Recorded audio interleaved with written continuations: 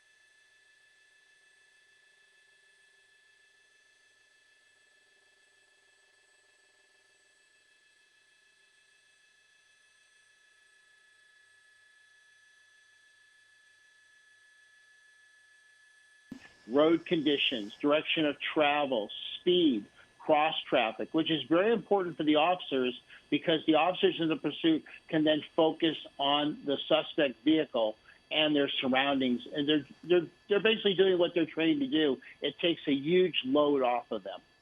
So if this suspect kind of finds his way over into East LA or an area where there might be, let's say, sheriff's jurisdiction, perhaps you would be better prepared with more personnel to put themselves into place to tactically try to pull something like a spike strip. Correct. You're 100% correct on this case, David. However, the sheriffs would have to basically be requested. They cannot take independent action. So Southgate or Bell, I'm not sure which agency is in pursuit still, but they would have to request the sheriffs to deploy a spike strip under mutual aid. They're just not, the sheriffs are not just going to come in and take it over. Okay, that's interesting to know. So this takes a lot of coordination. Do you train for these things? Because there's obviously a lot of handing off, going back and forth. How do you know how to do that? It's all through training. Mutual aid is a great tool. The agency's interagency cooperation, we'll call it. Most agencies are governed by POST, which is the Peace Officers Standard and Training Division, in the state of California. So everybody kind of has the same pursuit policies. So they're very, very familiar with each other.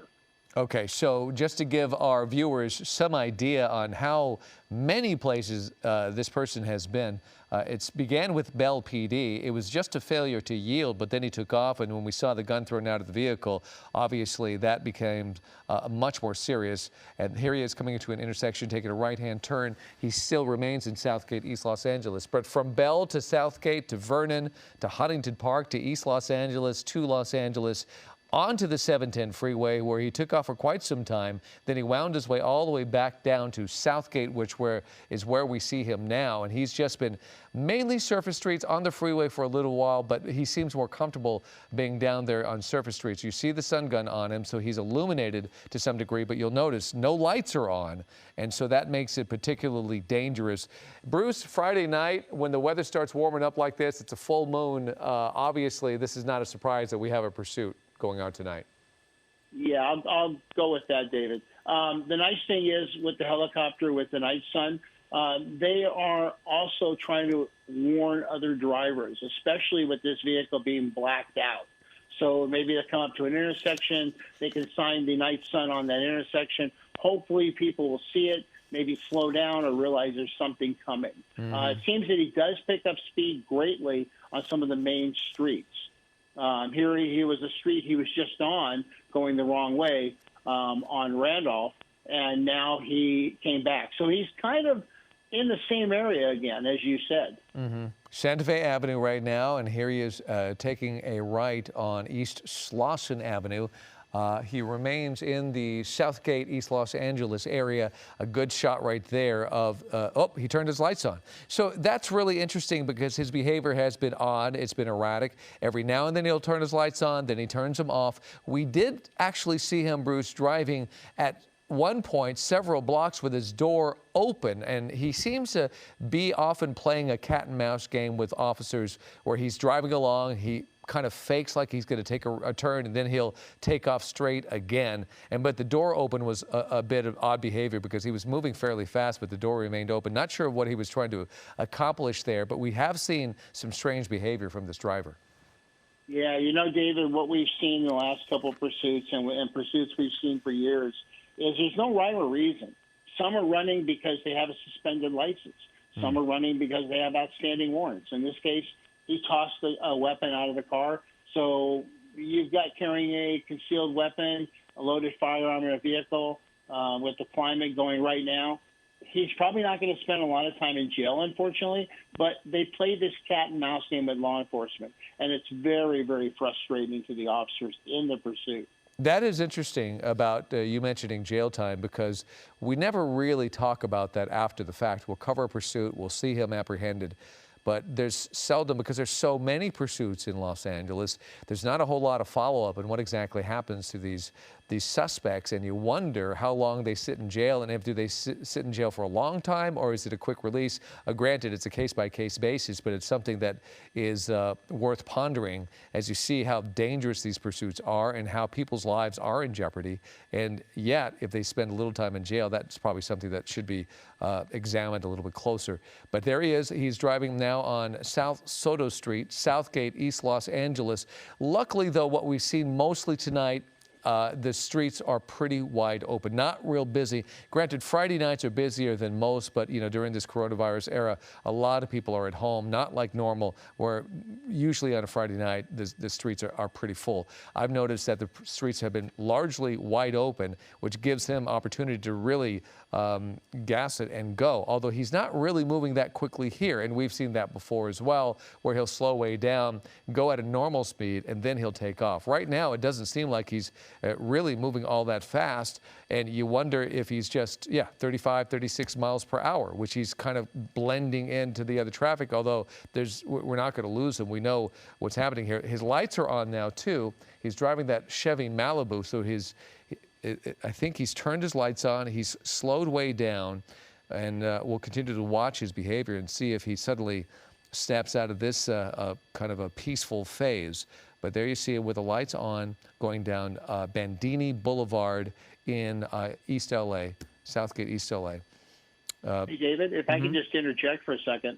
You're talking about jail time. There was a bill that was passed where it was mandatory jail time for a pursuit. However, with COVID, as you said, we're not holding a lot of people in custody because of COVID. Their attorneys can argue that, and so they do get out. But one of these things with the pursuits is it's monitored by the watch commander. So as you said, traffic conditions are fairly light. So they tend to allow pursuits to go a little longer in a case like this because the public is not being as endangered as if it was really congested and crowded. Plus, his driving behavior right now has slowed up greatly. Yeah, so maybe he's calming down, who knows, but that makes a lot of sense. The watch commander, he has to make some tough decisions there, and I guess the most important thing is to keep people safe.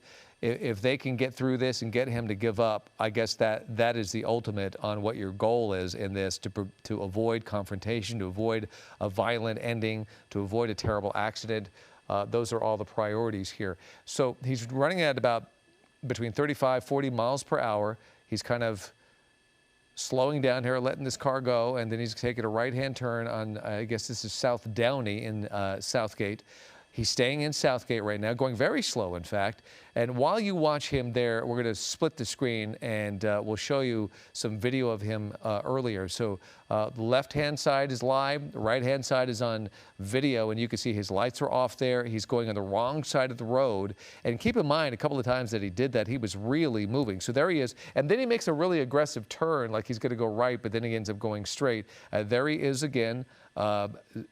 Going through the intersection, lights are off. He kind of sits sometimes on that middle divider, that double yellow there in the middle, and there he is, kind of flowing from one lane to another. And we've also seen him do some aggressive U-turns, like you're seeing right here. And then we've seen some really high rates of speed, 82 miles an hour on surface streets, which is exceptionally dangerous. And we've seen him go on freeways as well. There he is, taking a really dangerous maneuver there through that center island, completely on the wrong side of the road. Yeah, there you see, at least cars are moving over to the right and giving him some space, doing the right thing. As police are remaining on the road and lights and sirens are on, at least giving some drivers some warning that something dangerous is coming their way. Bruce, I imagine they're probably content on watching this play through. Yeah. Hey, David, since we're back to the live shot now, if Air 7 HD pulled out like they just did, it appears that the agency that was in pursuit has gone into a tracking or surveillance mode. I don't see any police cars near the suspect vehicle at all. And that may explain why he slowed down. So he's probably, I mean, granted, the helicopter is over him. Our helicopter is over him. Not sure if he's thinking about that or not. But clearly, the police vehicles not being behind him have seemed to mellow him out. And that's the whole point, isn't it? When you pull off a pursuit and you kind of shut it down, this is what your hope is, that the hope is that your driver is going to slow down also and create a safer environment for everybody. Yeah, very much so. There was a study years ago, uninvolved third-party traffic collisions, meaning as a result of the pursuit, other vehicles crashed and people were injured. So agencies really are looking at things like this, shutting down a pursuit, hopefully to calm the suspects down in the vehicle so where they'll just pull over and give up. And that is what we want. That's the end result. No one hurt, no use of force, take the suspect into custody, and we'll do the hours of paperwork afterwards. But that's ultimately what we want, is the public safety. Which would be a great move here. And as you could see, he slowed way down. There are no vehicles behind him. And maybe that kind of peaceful, well, there is a vehicle now, but maybe that he's turned his lights and sirens off. So, okay, this is interesting. So the police car is behind him. Lights and sirens are off. This guy continues to basically run away, but not at a high rate of speed. Perhaps this is a time where he could kind of contemplate what he's doing. You just saw him turn his lights off. He's kind of in this industrial area that's pretty dark. Maybe he thinks he could slip through here and get away. But there you see, that's the terrain that we're dealing with. Wide open streets. He seems to be circling around the same area, but at least he's not moving really fast. He did turn his lights off, though, which gives us some indication that he's still trying to slip away, so to speak. He's not going to, but at least he's not really moving, which is, and that cut down speed is, that's good news for all of us, 32, 33 miles an hour. So he's just moving along like regular traffic. I don't see the police cars behind him. Not sure. Is that white car, is that an unmarked police car?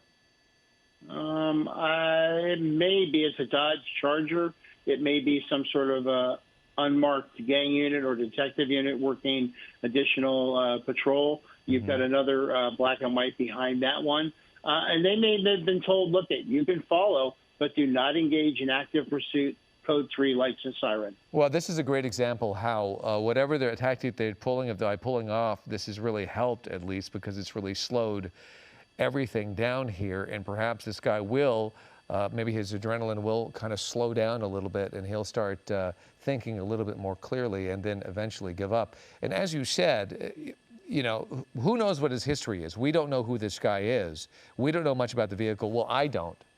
Maybe their resources, they may have an idea who this guy is, right, Bruce? Yeah, David. What they've done is they've run the vehicle for wants and warrants. Beyond that, they know about the vehicle. Is the vehicle stolen? Yes or no? Is maybe the person, the registered owner, have some wants or criminal history? Yes. And it looks like here now, another agency, I don't know if this is the same one, looks like they're just following. They're not lights and siren code 3. They're just sort of following him behind. And the suspect may be on the phone talking to somebody to try to say, hey, look, I want to pull over, but I'm afraid. So what do I need to do? That's a great point. Maybe he's trying to resolve it as well. And the fact that he is not going so aggressively, perhaps that is a sign that he's willing to negotiate something.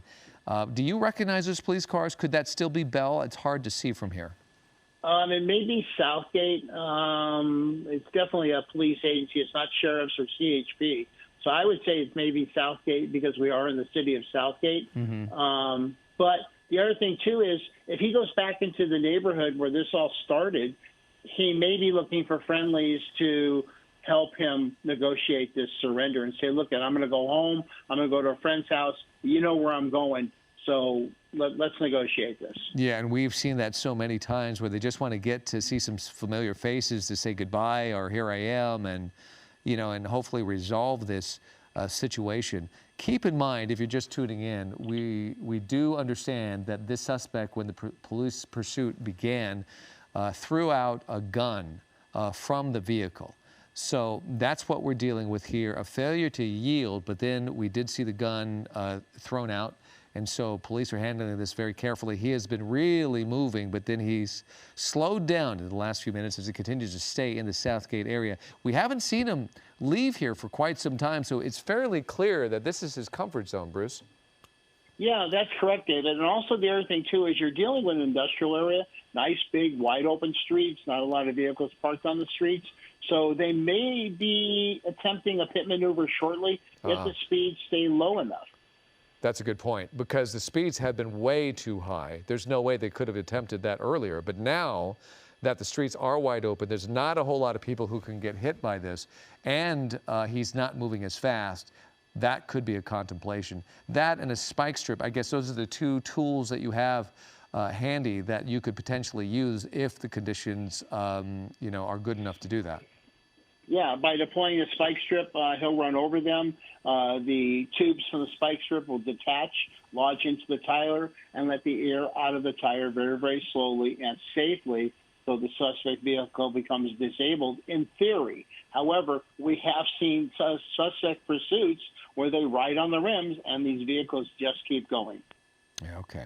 That Chevy Malibu there that you see, I think it's either a blue or a gray. Oh, is that a police unit right next to him trying to talk to him? It looks like it. Looks like they are going to box him in or something. I don't know. This is definitely something that we don't teach. Okay. Yeah, that seems now, a little. Yeah. Little. It's tricky. unsafe. Okay. Yeah, that was an aggressive move. We saw that white vehicle, although we're making assumptions. We don't know. That could be a vehicle. Maybe it's somebody else. Maybe it's a friend trying to keep up with him. But I imagine that's equally dangerous, too. Yeah. Yeah, I know we have seen Stringer vehicles that have the electronics on the trunk like that vehicle had.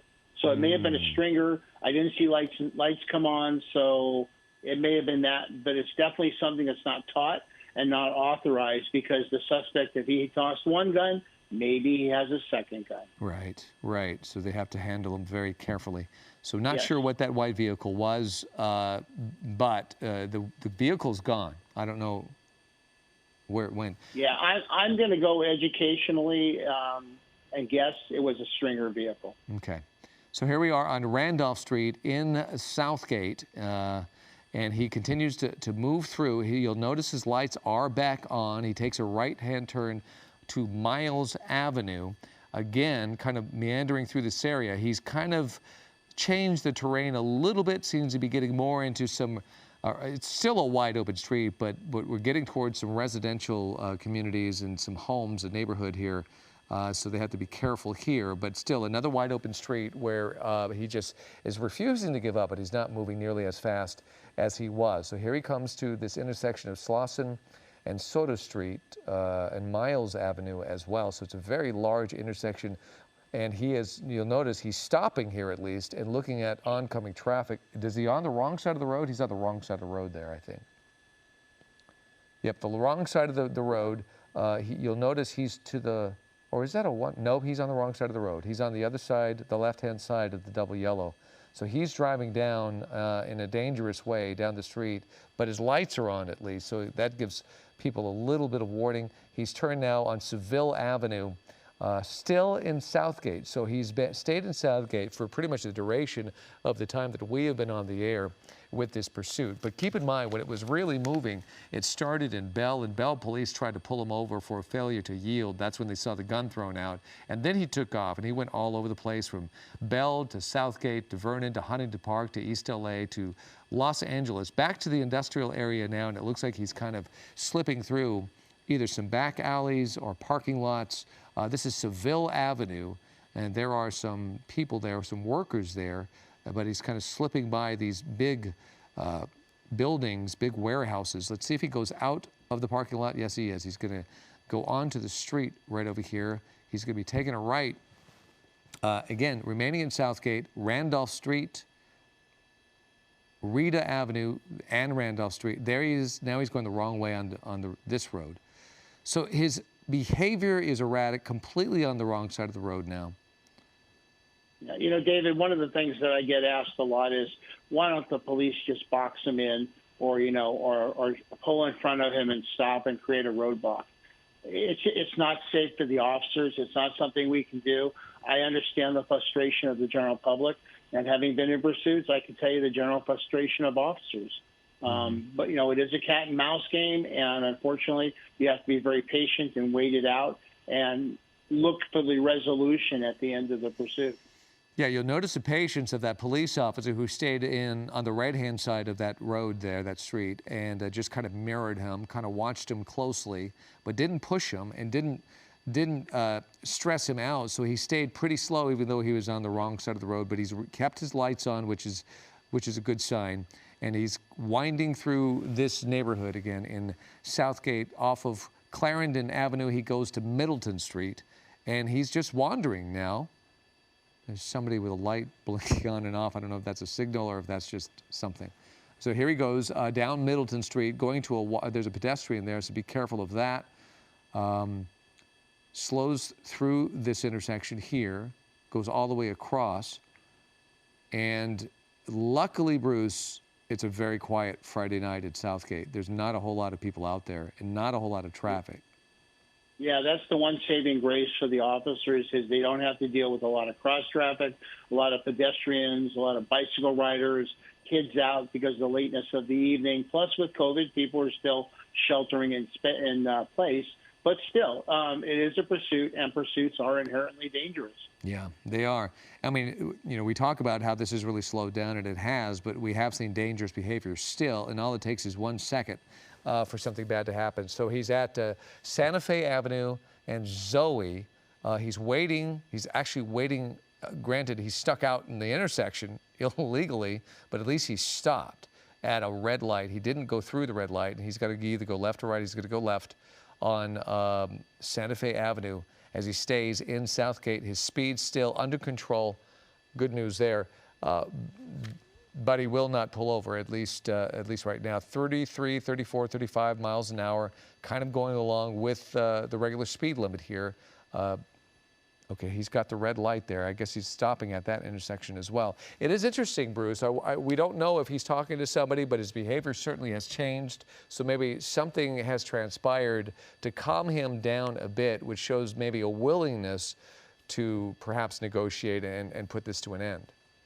Yeah, one of the things, if Air 7 HD pulls out a little bit, it looks like the SUV that was the first vehicle has been swapped out with some sort of sedan vehicle. Okay. And also I'm hearing from some sources that they requested the sheriffs, and the sheriff said, we are not going to get involved in this. Really? Okay.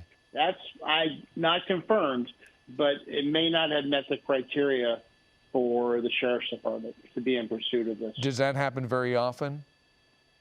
There are certain things and factors that do take place. I've canceled pursuits, and we've had conversations with the deputies afterwards, and this is my rationale for canceling it. It's for safety. It's not a crime that warrants jeopardizing the public, the officers, and the suspects' lives. Yeah, as soon as something really bad happens, and you have to reevaluate why did you do that, and you have to answer for it. And I'm sure. I can just give you a quick little story. In West Hollywood, years and years ago, there was a pursuit where a guy was driving 90 miles an hour on Santa Monica Boulevard. Wow. And I was in pursuit, and I canceled the pursuit. And about 2 minutes later, he crashed on Melrose into 6 vehicles, killing 2 people. Oh my gosh. Yeah, and he ran because he did not have a driver's license. Oh my gosh, that's ridiculous. That's incredible. So there he is. Yeah. You did see those the black and whites seem to stall or delay at that intersection back there. And when he saw the gap, he seems to have sped up and taken off a little bit. Maybe he's sensing that this is an opportunity to get away, but you could see the black and whites there. They're just tailing him, but they're giving him some space, a little bit of slack, and perhaps, hopefully, keeping him slow. But if the sheriff's department doesn't want to bring this to an end or help them end this and is going to let them take it themselves, does that mean more than likely they're just going to sit and wander with this guy for the rest of the night? At some point, hopefully the vehicle runs out of gas. Hopefully at some point the suspect decides I played enough cat and mouse. I'm going to pull over and just give up, or he's negotiating a surrender and he's just waiting for the pieces to be put into play. They may make the request again. There was another black and white sedan, which may have been sheriff's, but as long as he stays in the Southgate area, I don't know if the sheriffs are inclined to get involved in another agency's pursuit in another jurisdiction like that. Okay. Now, if he were to go back into East L.A., that's a different story. Right, right. It's all about territory and whose jurisdiction it is. So here he is. It does seem like his driving got a little bit more aggressive there. He really kind of picked up the speed there on that last street, but now he slowed down again. He's leaving his lights on. Here we are at 11:32, and we've done the duration of this show with this pursuit. Not a whole lot has happened. The good news is he's not driving as dangerously as he was earlier when he was really moving. Keep in mind, 82 miles an hour on surface streets, so that was exceptionally dangerous. And he went through a lot of different jurisdictions, but right now he seems content in staying in Southgate right now. So it's been a much more mellow pursuit. But it's still a dangerous pursuit because he refuses to yield. He did throw out a gun from the vehicle. We don't know a whole lot more than that. Hopefully, the pursuing officers do know something about this guy. We don't even know how many people are in that vehicle because it's been so dark almost the entire time. But we've been watching him go through largely Southgate, a little bit of Bell, which is where the pursuit began. And then he did get on a freeway for a little while, but then since then he's been back in the Southgate area and just basically wandering the streets. Just to let you know, if you're watching, a lot of things have been going on in Southern California news-wise. You probably heard that Lady Gaga's dogs have been found, 2 of them turned into LAPD. They are said to be in good condition. A woman turned them in, and we don't know yet if she gets the $500,000 reward. We don't know how she found them. We're hoping to find some of these answers in case you're tuning in for that. We are on top of that story, and we're getting you the very latest. We'll have more on Eyewitness News in the morning. In the meantime, we want to see this pursuit come to hopefully a peaceful conclusion as this suspect remains in Southgate, now driving on East Florence Avenue, another wide open street. He seems to be picking up speed again. And Bruce, I don't see the pursuing officers anymore. Yeah, I hate to use the word lost interest, but it may just be a case of, you know what, this is going to go on for a while maybe. We don't have the resources. That's a smaller police agency. So we're just going to cancel it and let the sheriff's helicopter overhead go into that tracking surveillance mode. And best result, he pulls over, walks away from the vehicle. They swoop in, they take him into custody. Right. Okay. So if they know who this guy is, if they think they know who this guy is, and yes, we did get reports that he threw a gun out of his vehicle, but I guess they could pull off of this if they feel like they could find him later on in a safer way. That's correct. If they can identify the suspect, they can get a warrant for his arrest down the road. They could be waiting at his residence. Mm-hmm. There are a couple of different factors which can take place. So they may already know where this vehicle is registered. So they may already have units just sitting there, just waiting for him to come on back to his house. Good point there, Bruce. And Bruce, by the way, we're about to sign off. Bruce Thomas, retired sheriff's sergeant, thank you so much for helping me with this pursuit. Tune into Eyewitness News in the morning for the very latest and all the news going on in Southern California. Jimmy Kimmel Live is coming up next.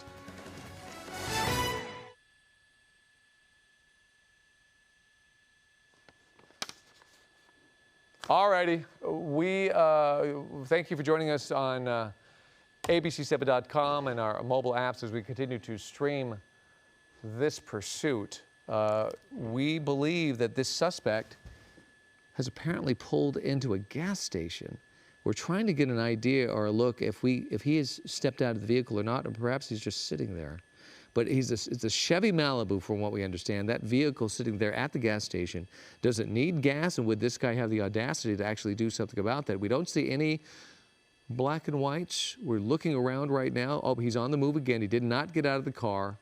He did not refuel. And as Bruce Thomas said, perhaps this is a case where they're just going to follow this guy until he runs out of gas. Or they could perhaps pursue him in another way. Nevertheless, we're going to continue to watch it here as he drives through the streets of, I believe this is Southgate.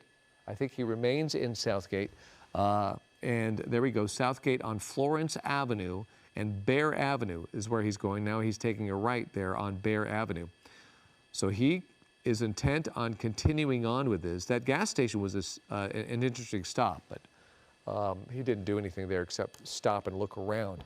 And you'll notice that the black and whites have pulled way off of this pursuit. So they are staying way back there. There you see it. And then you see the night sun with a helicopter that is nearby but not illuminating the car, at least right now. His lights are on, and that's the vehicle being pursued. There's the sheriff's helicopter going right by. He's taking a right now, also remaining in Southgate. Let's see what this street is. Bell Avenue. So he is on Bell Avenue now, not going too fast. That's Bell Avenue, thank you, Air 7, and San Luis Avenue. And he stopped. There you see the black and whites are coming up on him, and now he's taking off again. Not at a high rate of speed. I was hopeful that he would suddenly decide to stop this pursuit, but he doesn't seem intent on that right now. So the pursuit continues through Southgate, now on Corona Avenue and Bell Avenue. Lights are on. And this pursuit began in Bell with Bell police in pursuit, a failure to yield, but then a gun was seen thrown out of the vehicle. Then the driver, the suspect, took off at a high rate of speed. There you see some video from earlier today. He was really moving, and you'll notice his lights are off, going on the wrong side of the road. There he is taking an aggressive turn like he's going to go take a right, then he doesn't, and he swerves back straight, and he takes off really fast. He's going to go through this intersection right here, no lights, running the red light, and then continues on forward. Clocked up to 82 miles an hour in the Vernon area. And you'll notice the lights still remain off there on the right-hand side. That's video from earlier. And here he is driving aggressively, then taking a very tight U-turn and going in the opposite direction. You see the black and whites right behind him. Here he is. He's turning into a parking lot now. And it looks like, are they going to try to stop him? And they almost took an aggressive maneuver there and stopped him from getting out. Now you'll notice his speed has picked up. So that little aggressive move got him to move a little bit quicker. He was going up to 50, 60 miles an hour. Now he's slowed down to 47 miles per hour. There you see us clocking it on Air 7 with our Sky Map 7. Southgate is where he remains on East Gage Avenue and passing Carmelita Avenue. Now going at 32 miles per hour, so he slowed way down again, going through a green light, which is not what he's been doing. He's been flying through some red lights, is what we saw earlier today, but in the last half hour or so, he seems to have slowed down. But there you see the black and whites in pursuit, staying close behind him on East Gage Avenue. We don't know much about this suspect except for the fact that he threw a gun out of the vehicle, and so this pursuit continues on. And it's almost been Bell the entire time. I'm assuming that's still Bell, but I'm not sure. It could be Southgate, as Bruce Thomas was telling us that he could be, it could be Southgate in pursuit. But nevertheless, the pursuit has been going on for the better part of 2 hours now. Hour and a half or so. It's 11:39 in the evening. It's been a quiet night at that on a Friday night on Randolph Street now in the Southgate, and you'll notice the streets are largely wide open, which has been the case for most of the time. Hey, David? Oh, you're still there, Bruce? Hi, Bruce. Yeah, I'm still there. Oh, fantastic. I thought you might have wanted to go to bed. No, I'm a late owl. I'm a night owl. Plus, I don't have to work tomorrow. But the other thing, too, is, he's just playing this cat and mouse game with the officers. Every time they get close, he slows, he pulls away, he slows down, they back off. So it's just a bizarre cat and mouse game. It really is. Right. What did you think about that close call when he went through that parking lot and that black and white thought about blocking him in and then kind of stopped at the last second? What did you think about that maneuver? It's not something that's taught or something to do, but you know what, though? Officers, we are human beings. We do have opinions and feelings, and I think there's a little bit of frustration, and I probably would have done the same thing, and you know what? I'll take the discipline down the road. It's not a safe maneuver, but I might have done that. Right, because this could be a really long night for these guys, and if this guy is going to be playing games with them like that, I mean, the whole concept or the thought that this could go on for a few more hours, I mean, come on. What a difficult thing. He's going the wrong way down the road, by the way. You'll notice the arrows on the pavement pushing or aiming in the opposite direction. So now he's moved over to the right-hand side. So But that was indicative of him early on in this pursuit. There you see the black and whites are paralleling him on the other side of the road. Let's see what happens here, and if he decides that he's going to continue to go straight. You'll notice he went right through a stop sign there. And Bruce, I kind of feel for police officers in this case because this is tough business, and you're right. They're human beings. If they see an opportunity to end this and end it quickly, you know, who wouldn't take that opportunity? Yeah, and the other thing, too, is you're dealing with, if it is Southgate or Bell PD, they don't have the amount of units that, say, for example, Sheriff's East LA would have. So the drain on their city resources, they're putting calls on hold, calls for service may not be getting answered, and even 911 calls, I hate to say it, may not be responded to because of this pursuit. Yeah, that is a good point, and that's really unfair to the community, too. They need help, and I'm sure things are happening on a Friday night. And this guy is soaking up resources that they could be helping other citizens. And instead, who knows what his history is or what he's up to. Clearly, probably nothing good from the indication that we've seen, plus throwing out the gun from the vehicle.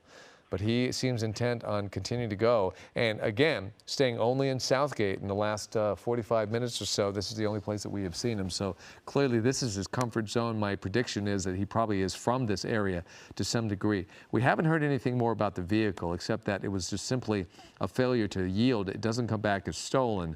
But of course, the gun situation is what really advances this situation. And you'll notice it's tough to see inside the vehicle with tinted windows. There he is on the wrong side of the road again. He seems content on doing this. He sees those islands, Bruce, and he always seems to want to go on the wrong side of the road.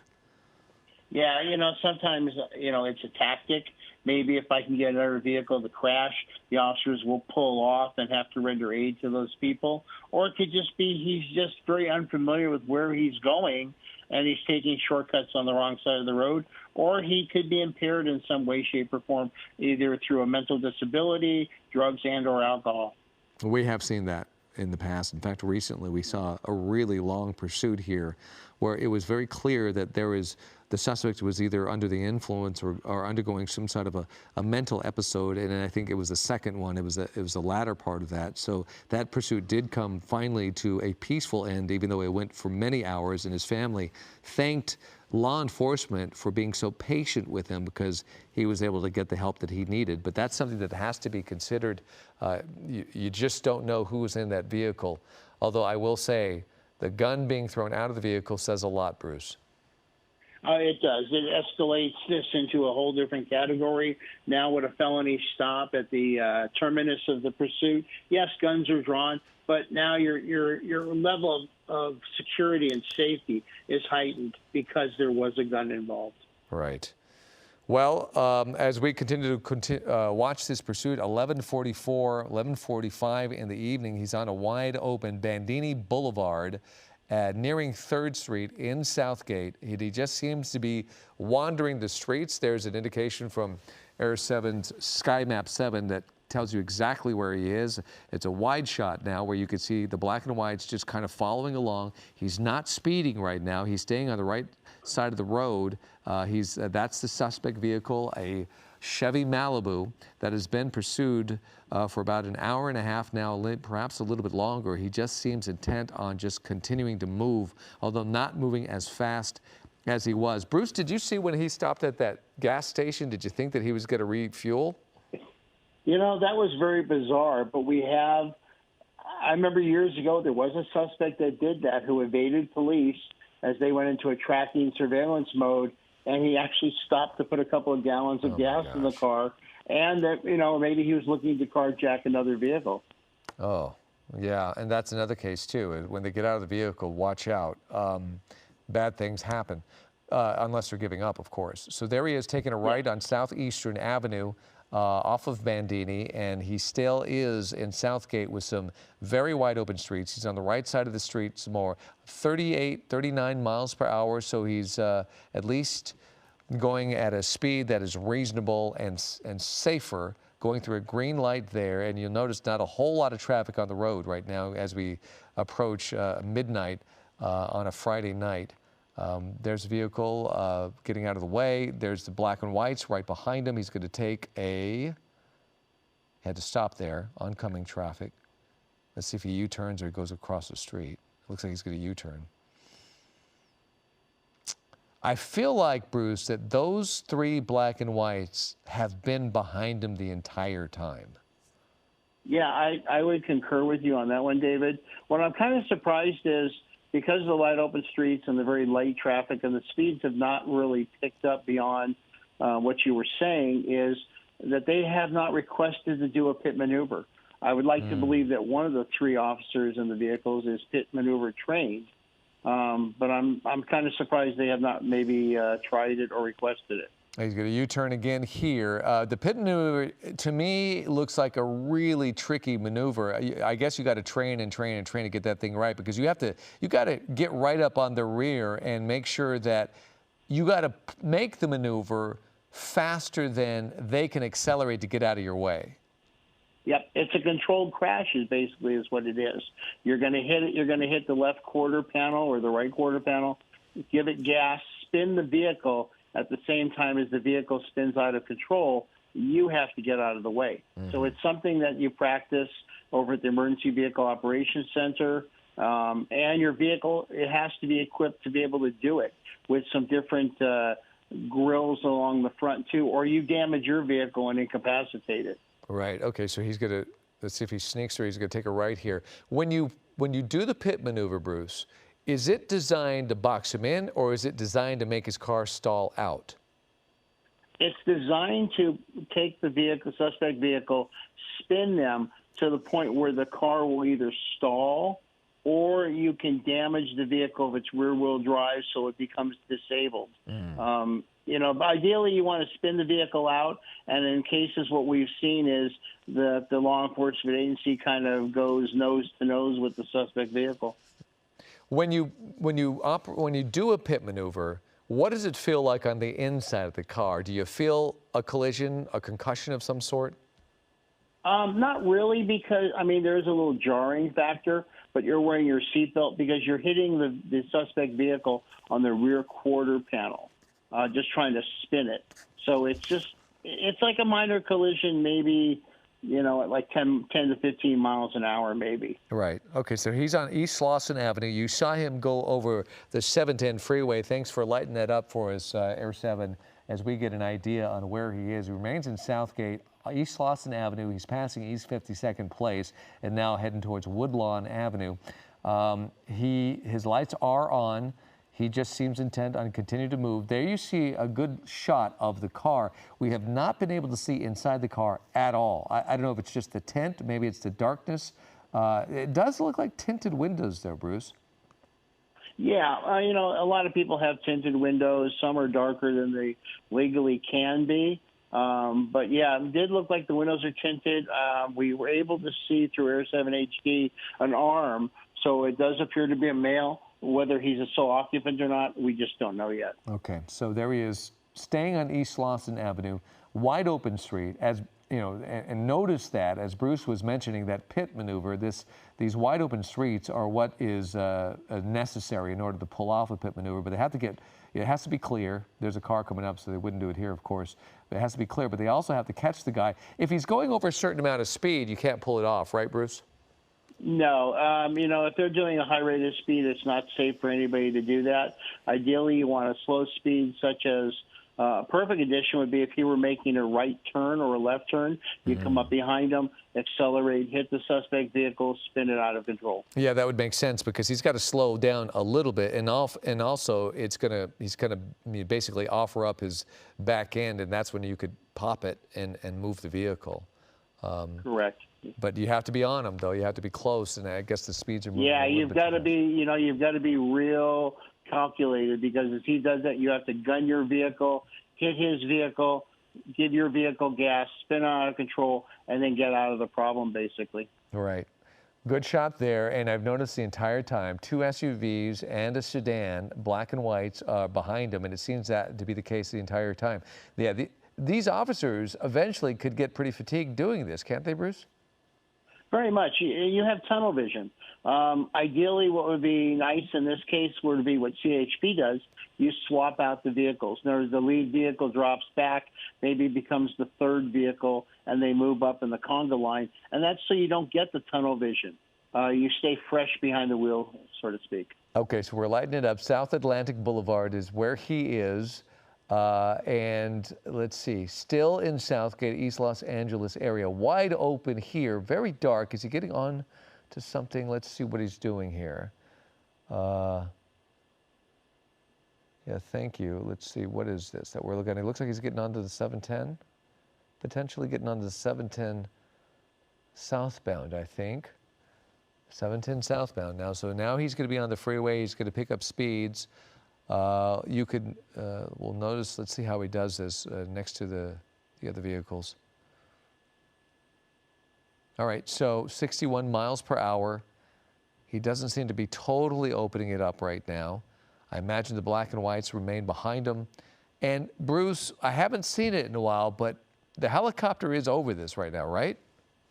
That's correct. The helicopter is still calling the pursuit in a surveillance mode. At some point, the helicopter has fuel for about 2.5 hours. I know that the sheriff's helicopter has already swapped itself out once already. But if he stays on the freeway, I would like to think they're going to make requests for CHP to take this pursuit over as they get further and further out of their jurisdiction. Is there a reason why the CHP would want to take over this pursuit? Not really. They have to be requested, though.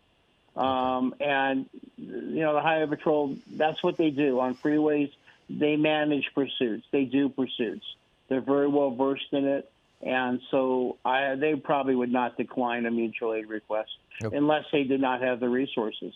Right. Okay. So he's still on the 710 South. We've seen him here before. Before we got on the air in Eyewitness News at 11 o'clock, he was on the 710 South as well. That brought him back to Southgate. Let's see how long he stays on the freeway this time. The last time he wasn't on very long. It seems like he didn't feel comfortable getting too far away from what we believe might be where his home is, or at least the area where he knows pretty well, and that would be Southgate. But you can see as you watch the indicators there on our SkyMap 7. He's on the 710 South, near the exit 15 Bell and Florence Avenue in Southgate, heading about 70 miles an hour into the 60s now. Wide open freeway. There's not a whole lot of options you have on the freeway, right, Bruce? Yeah, that's correct. You're at the discretion of the freeway. There are off ramps, but for the most part, it's basically just an open road for you to go at your own discretion. I don't know if when Air 7 HD pulled out, if the helicopter is still overhead, they may have turned off their night sun and are just watching it through their night vision goggles. But I don't see the light anymore from the helicopter. Okay. Well, I just got told by our producers that Air 7 is running low on fuel. They're going to have to pull off of this pursuit. We're going to stay on top of the outcome, so tune into Eyewitness News tomorrow morning for the update on that, as well as a whole bunch of other news that was happening tonight that unfortunately we weren't able to bring you. But the headline of the evening, of course, is Lady Gaga's dogs have been found safe by a woman. We don't know the details of it just yet, but we're trying to gather that. We hope you'll join us for Eyewitness News in the morning. In the meantime, Bruce Thomas, thank you so much for joining us today. You really helped me out. My pleasure, David. Have a great evening. All right, everybody. Thank you for joining us. We'll have updates for you on abc7.com.